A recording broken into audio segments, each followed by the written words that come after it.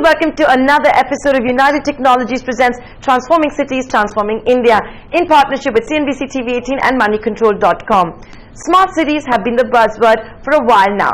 But what actually is a smart city? Well, a city can be called smart when it leverages technologies to enhance the quality and performance of all its urban services, be it traffic management, garbage disposal, sewage systems, water, electricity, etc. This in turn reduces costs and resource consumption.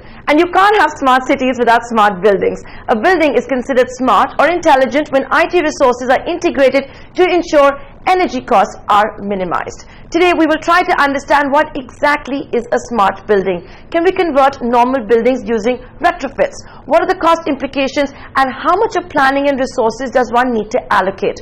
On the show today, we have with us Ramadas Kamath of Infosys, who plays a vital role in the management and administration of the company's facilities, along with Sanjeev Yadav, the Managing Director of Intelligent Building Solutions at UTC Building and Industrial Systems India, who shares with us the developments taking place across the country within the intelligent building space.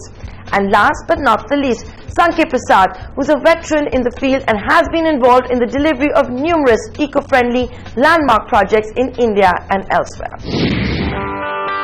At Infosys, smart buildings look beyond the building equipment within their four walls.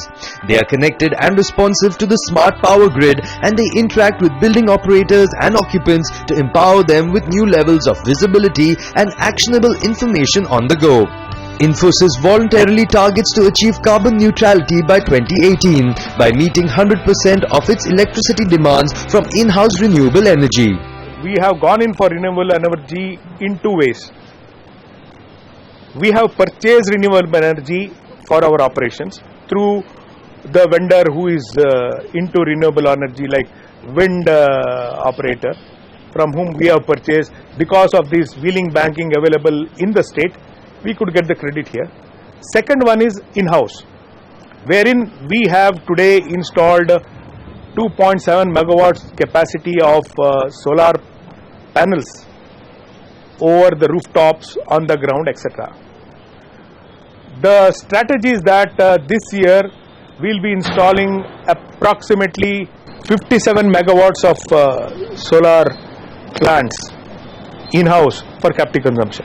In Infosys, we are not only constructing the buildings, but we are the owners and we operate the buildings also.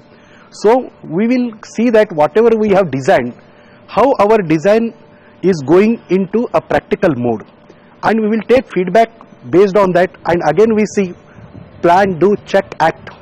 This methodology we follow, and we redesign our buildings based on that. Pune campus possibly is the only campus in Infosys that has all the technologies available today with respect to building construction, right?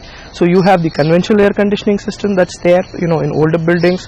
Then you have the chilled beam installation, which is SDB10, an extremely efficient building. Then we've graduated to radiant cooling, the radiant slabs.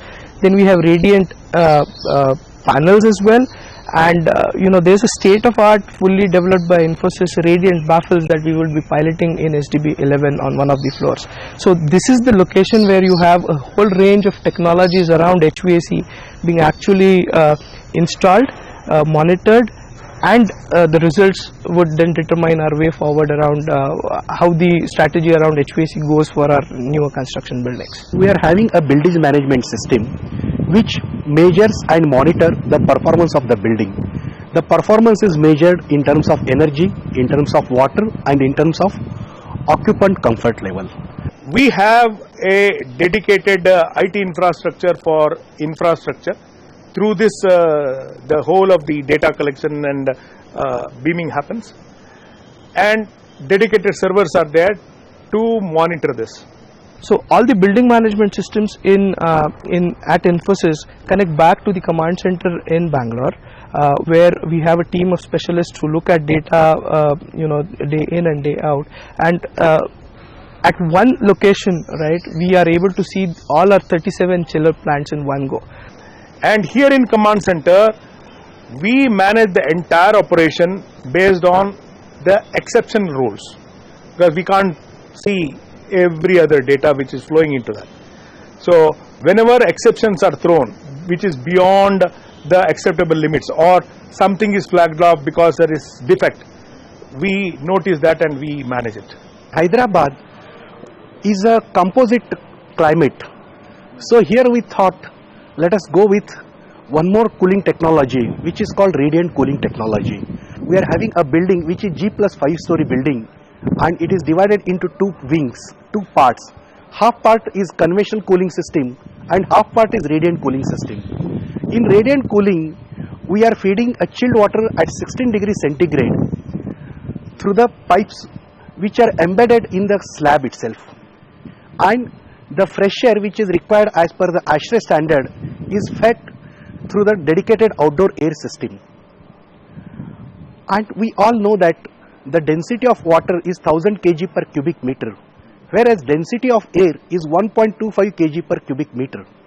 So it shows in order to move the air you required 400 times more energy than water, and we are seeing consistently 30% energy savings compared with respect to conventional cooling system.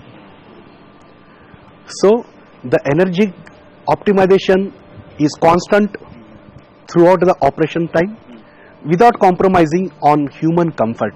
Monitoring of this through the remote monitoring centers has helped us in gaining the data, in gaining the information on how the whole energy consumption is spread in different segments. Say for example, we use 40% of the energy on air conditioning, 30% on UPS, 20% on lighting, 10% on other equipments. This is true to all the campuses. The second most important thing is it has given us the insight into how the whole system behaves if there is a change in ambient temperature, if there is a change in the load factor, to what percentage it varies, and what are the things we can do through a combination permutation to achieve the optimum efficiency. And on that note, it's time for a short break. On the other side, we're going to find out how retrofitted buildings can also be a solution in a bid to cut down energy costs. Stay tuned. If an organization is taking an office space, they need to be well aware of what really is the need for them to see from a green perspective, from a the perspective of its operations cost, from a perspective of saving in energy, and the whole system of how we can translate this the whole concept of the intelligent building to smart buildings, to smart cities, to a smart home. In all aspects, the advantages of these needs to be educated. The education system has to be there where this can be translated to the general public, right down to the end user, to ask this even before he is going in to buy something.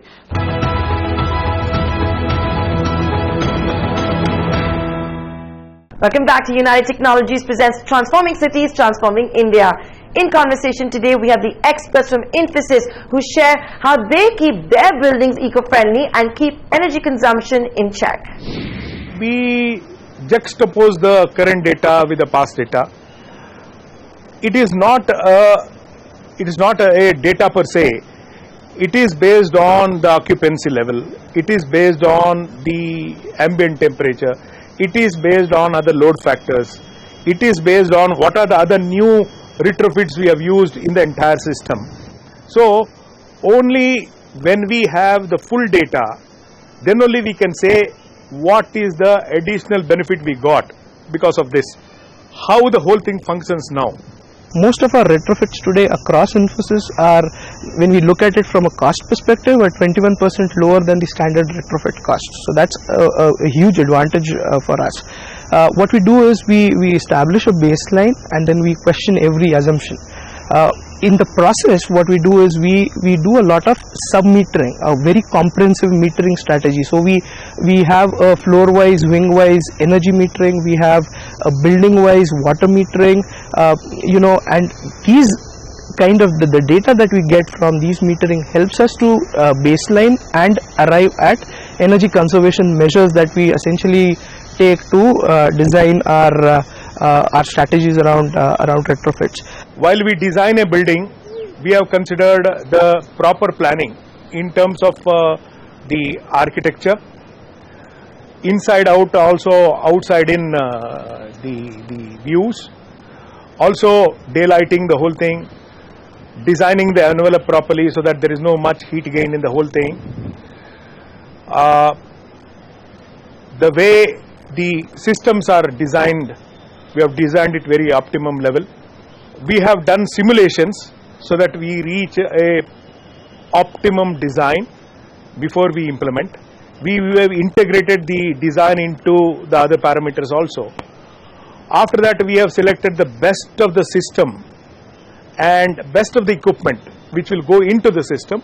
Then proper implementation based on whatever strategy we have. Then we need to have a proper building automation system which will track all these things, and we base all our decisions based on data.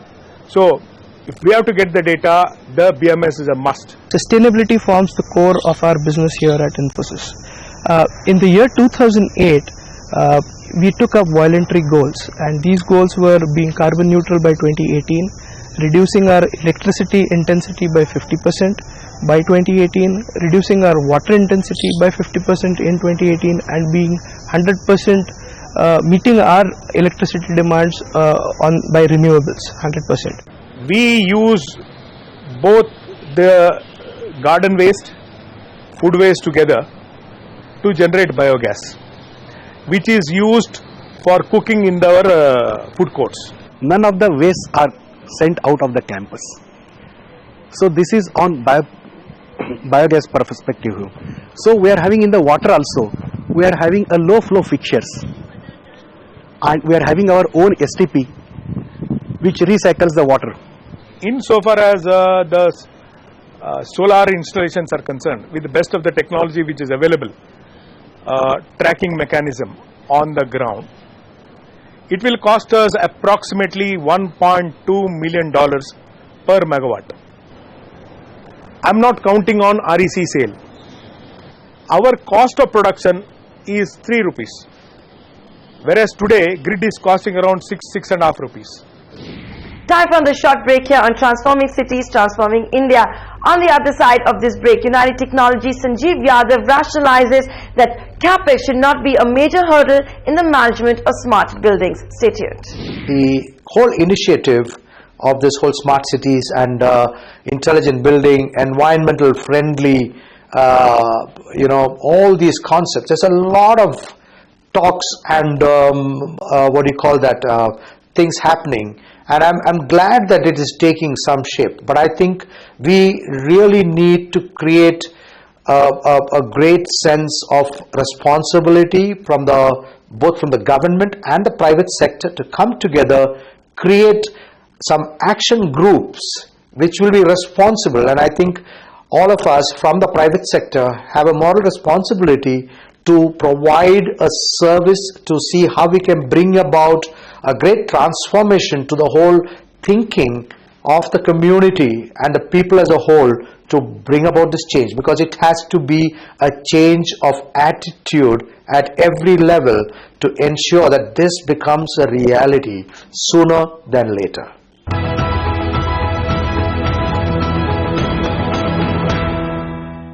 Welcome back to United Technologies presents Transforming Cities, Transforming India.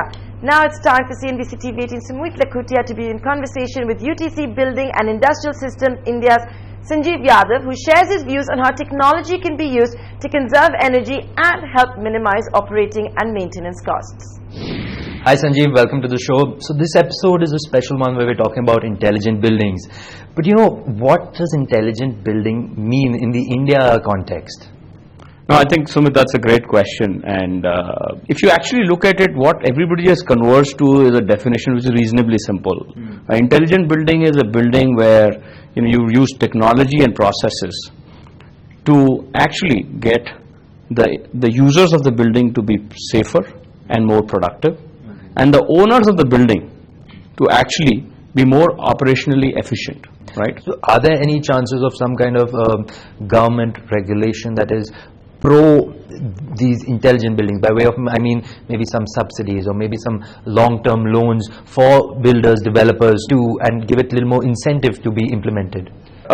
We need to, again be, realistic about our expectations of what regulations can expect.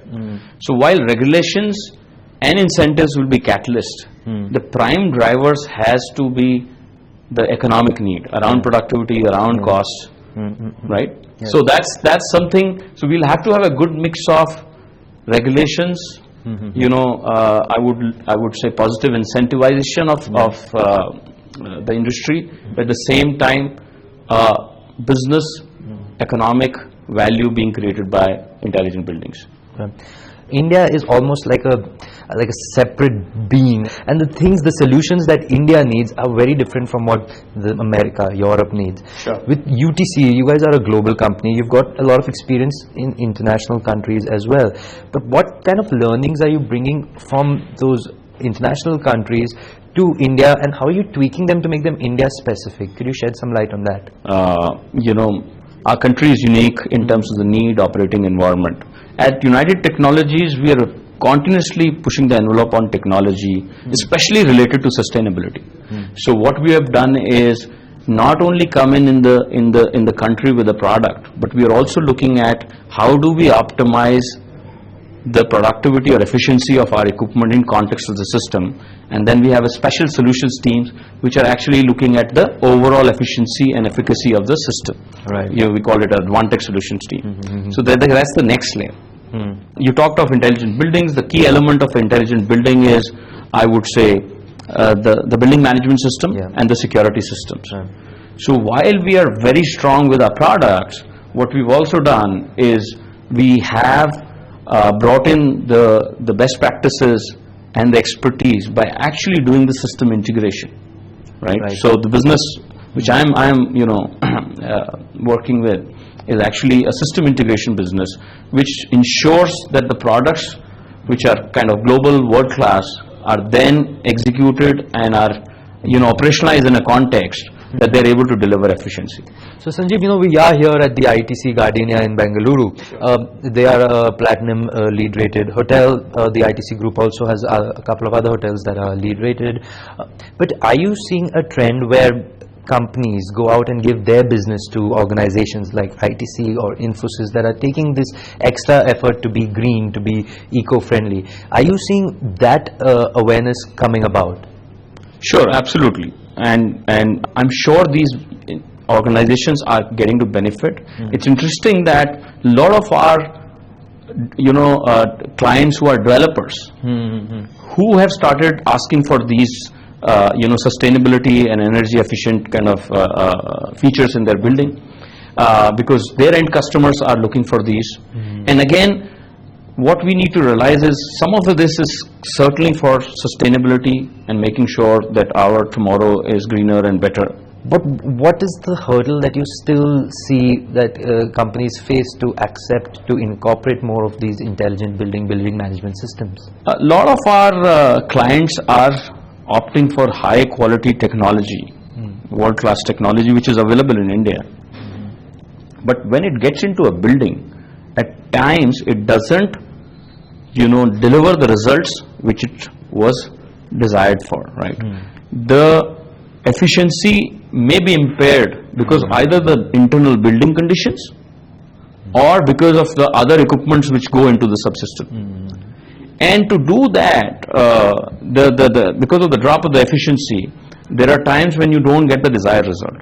The second piece is, a lot of these technologies are very high tech, and at times when they get operated with semi-skilled personnel, they may or may not be able to take the best out of it. Right? So again, there is a drop in efficiency or performance. Companies like ours are working effectively to make at least the user interface very, very simple, and then trying to see can we help through remote monitoring or other pieces by actually getting experts to monitor some of the higher technology kind of applications. Before I let you go, Sanjeev, my last question. It's good, You could say it's rather relatively easier to come up with a new building and install the intelligent building systems in it, the different aspects that are required. But what about existing buildings, existing campuses, retrofitting? That is, I mean, in my understanding, would be a bigger hurdle than a new building. There are certain parts of intelligence which you can bring with reasonable, ease, I would say, and that could still give you 60 to 70% of intelligence. At I would say much lower cost, which is what our focus has been on the retrofit space. So it's a space to focus on, certainly, and I would say in these older buildings you have legacy systems, which if you manage more intelligently could result in more savings. So there is an opportunity there. Fantastic. Thank you so much, Sanjeev, for talking to us. It was a pleasure. Thank you so much. Thanks. Pleasure was mine. Thanks. That's all we have time for on this week's episode. Next week, we're going to take a look at how energy-efficient air travel can effectively be practiced and what the future of flying is in India. From the entire team, many thanks for watching. I would think government should invest in educating the common man of the advantages in particularly the intelligent buildings. At the same time, cities like Copenhagen have committed to a carbon neutrality by 2025, with sensors placed under the ground, Santander monitor lights, temperature, traffic, water usage and pollutants. And as a basic part, I would think government should make a few of the smart building initiatives mandatory in order to issue, what you call as the sanctions for plans, etc., which would really be one of the reasons for the consumer or the developers or the common man to ensure that this becomes a mandatory obligation for them to do.